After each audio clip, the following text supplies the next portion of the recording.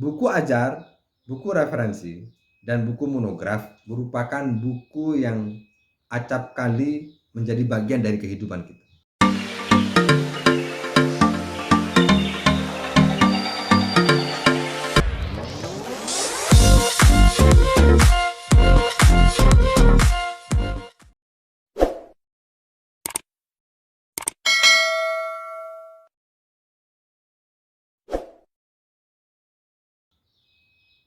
Ya, jadi buku monograf, referensi, diktat, modul, atau buku ajar itu menjadi buku keseharian kita atau tidak jauh-jauh dari kita lah.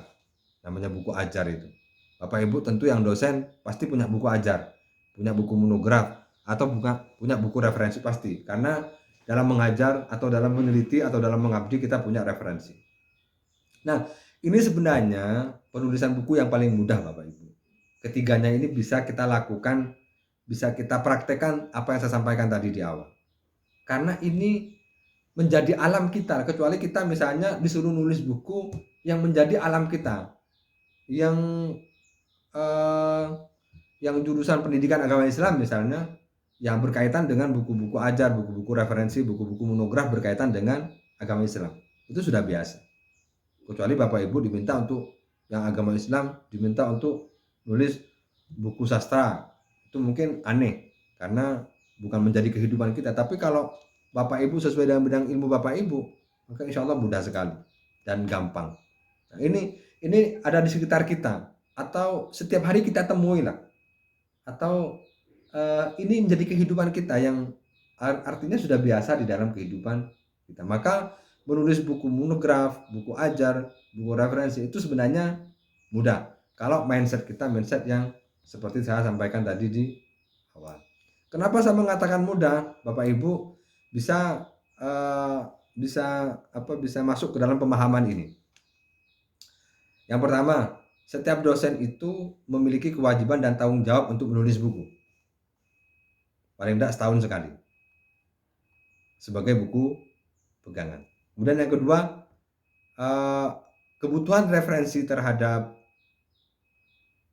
pekerjaan kita, misalnya meneliti, mengabdi, atau mengajar, itu pasti dari buku.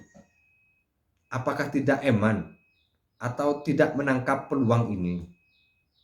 Yang kalau misalnya mahasiswa nulis skripsi, bagaimana caranya agar buku saya bisa dikutip atau bisa dimanfaatkan? Yang kalau misalnya dalam pembelajaran, mahasiswa menjadikan buku saya ini buku pedoman atau buku pegangan sebagai pengganti mata kuliah. Apakah tidak memikir seperti itu Bapak Ibu? Karena eman maksudnya, Bapak Ibu punya mahasiswa, kemudian yang direkomendasi adalah bukunya orang lain. Buku orang yang di luar kampus Bapak Ibu. Bukunya buku orang luar negeri misalnya. Apa tidak sebaiknya misalnya Bapak Ibu nulis sendiri buku yang bisa dijadikan sebagai pegangan untuk mahasiswa yang bisa mereka belajar sendiri. Sehingga dengan menjadikan buku itu sebagai buku pegangan mata kuliah, maka mahasiswa itu bisa lebih dekat dengan kita Bapak Ibu. Walaupun kita tidak setiap hari mendampingi mahasiswa, tetapi buku-buku kita mendampingi mereka. Sehingga lebih dekat dengan kita. Kalau sudah lebih dekat dengan kita, dengan buku-buku kita, maka insya Allah keberkahan dan kemanfaatan serta kebergunaan ilmu kita itu Bapak Ibu, itu lebih intens. Energinya itu lebih sinyalnya itu lebih kuat. Sinyalnya itu lebih kuat daripada bukunya orang lain, daripada buku kita. Karena jejaring atau nasab keilmuan itu Bapak Ibu, itu kan bisa saja toh jadikan sebagai nasab keilmuan buku itu. Maka insya Allah itu lebih kuat jaringannya daripada buku-bukunya orang lain. Sehingga keberkahan ilmu yang kita sampaikan di kelas dengan buku yang kita jadikan sebagai pedoman atau pegangan itu jauh lebih hebat, jauh lebih kuat, sehingga lebih sampai kepada mahasiswa itu. Jadi kalau Bapak Ibu pengen mahasiswanya pinter-pinter terkait dengan bidang atau mata kuliah yang Bapak Ibu ampu, maka berikan mereka buku referensi yang Bapak Ibu tulis sendiri. Dan bisa Bapak Ibu teliti.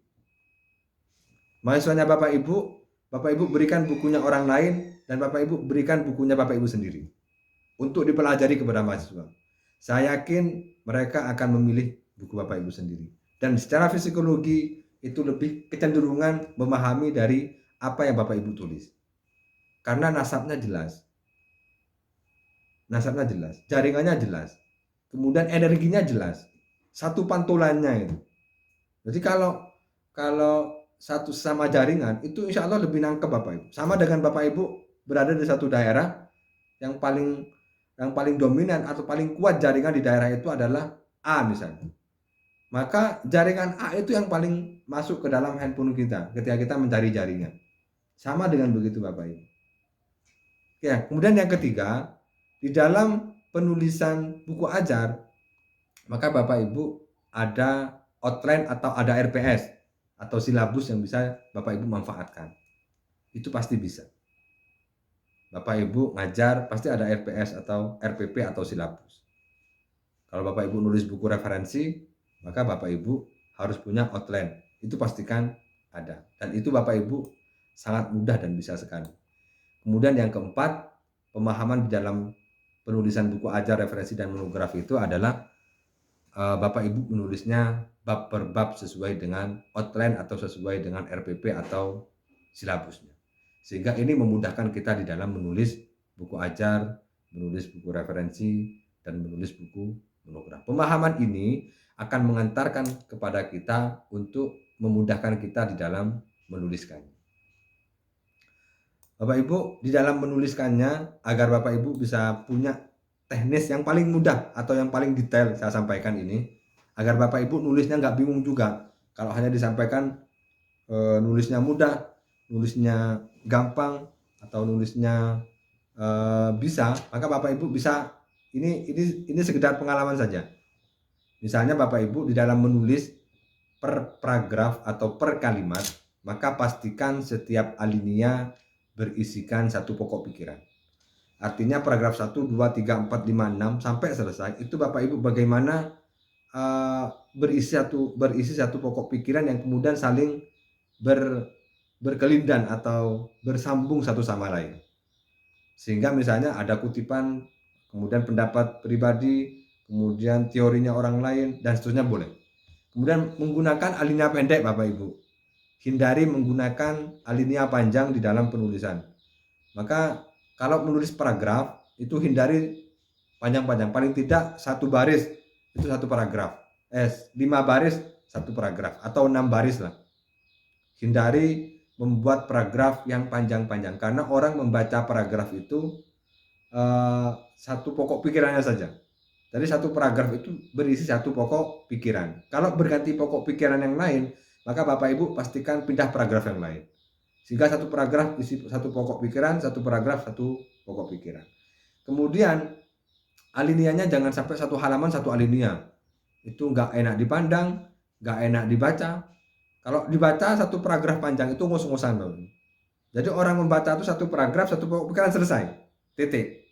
1 pokok pikiran selesai, titik. Jadi orang membaca itu sama dengan kita membaca buku. Kalau terlalu panjang itu tidak tuntas-tuntas. 1 pokok pikirannya nggak selesai-selesai. Jadi pastikan alineanya pastikan pendek. Kalimat-kalimatnya juga pastikan pendek. Jangan menulis 1 paragraf 1 titik. Paling tidak 1 baris setengah titik. Atau 1 baris setengah titik. Jadi hindari penulisan dengan koma-koma. Karena itu akan memperbosan orang membaca. Kalau 1 kalimat pendek, titik, oh selesai. Berarti baca lagi, titik, selesai. Tapi kalau tidak ada titiknya, orang itu memahaminya kan panjang nanti. Sehingga pastikan menggunakan kalimat di dalam penulisan buku itu, menulis dengan menggunakan kalimat-kalimat pendek. 10-20 kata, titik. 10-20 kata, titik. Hindari dengan koma. Boleh menggunakan koma tapi jangan terlalu sering menggunakan koma dalam paragraf-paragraf. Itu orang membacanya nanti bosan. Kemudian setiap halaman kalau buku ajar, referensi dan monograf pastikan Bapak Ibu ditunjang dengan gambar atau cat atau tabel dan lain sebagainya. Tapi kalau yang agama sosial nggak usah. Tapi yang misalnya sosial humaniora memungkinkan untuk diberikan tabel atau gambar atau hal-hal lain yang berbentuk verbal atau visual, itu bisa dimasuk. Itu untuk merefresh orang ketika membaca buku kita. Tidak fokus ke teks semua Anda. Kemudian itu memastikan bahwa seperti grafik atau gambar-gambar itu bisa merangsang orang untuk fresh kembali pikirannya ketika membaca buku kita.